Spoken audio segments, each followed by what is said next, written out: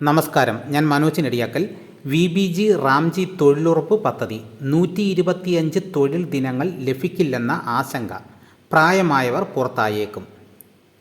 ദേശീയ തൊഴിലുറപ്പ് പദ്ധതിക്ക് പകരമായി വികസിത Bharat guarantee four Rozgar and Ajeevika mission, അതായത് VBG റാംജി വന്നതോടെ ഓരോരുത്തർക്കും 125 തൊഴിൽ ദിനങ്ങൾ ഉണ്ടാകുമെന്ന വ്യവസ്ഥ ഫലത്തിൽ ലഭിക്കില്ലെന്ന് വിലയിരുത്തൽ. NREGAയ്ക്ക് കീഴിൽ 365 ദിവസത്തിലായിരുന്നു 100 തൊഴിൽ ദിനങ്ങൾ ഉറപ്പു നൽകിയിരുന്നത്.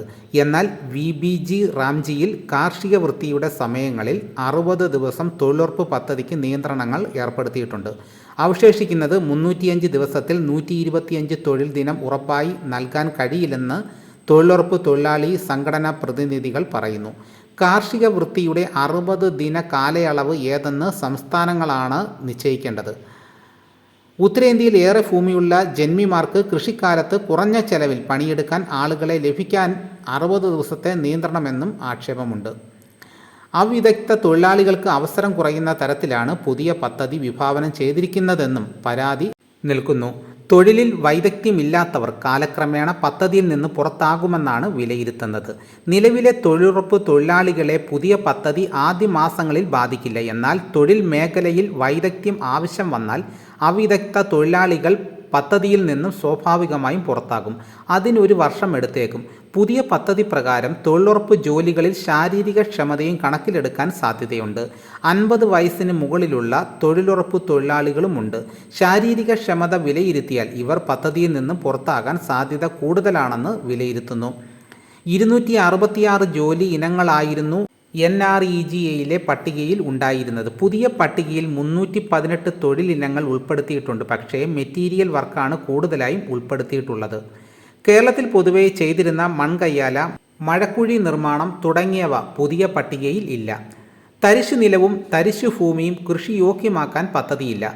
കർഷകർക്ക് വ്യക്തിപരമായി തീറ്റപ്പുൽ കൃഷി നടത്തുന്നതിന് മാർഗമില്ല. സ്വയം സഹായ സംഘങ്ങളായി കൂട്ടമായി വേണമെങ്കിൽ ചെയ്യാം.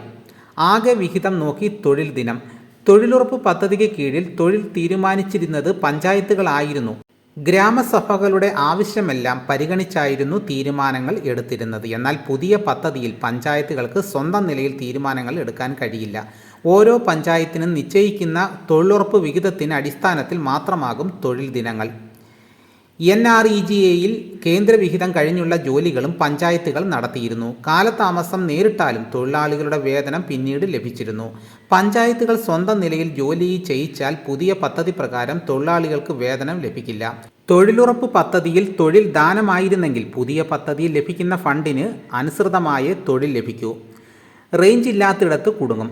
VBG റാംജി പദ്ധതി കൂടുതൽ കാര്യക്ഷമവും സുതാര്യവുമാക്കാൻ ബയോമെട്രിക് ഹാജർ സംവിധാനം ഏർപ്പെടുത്തിയിട്ടുണ്ട്. എന്നാൽ ഹാജറിന് ബയോമെട്രിക് സംവിധാനം പ്രായോഗികമല്ലെന്നാണ് തൊഴിലാളികൾ പറയുന്നത്.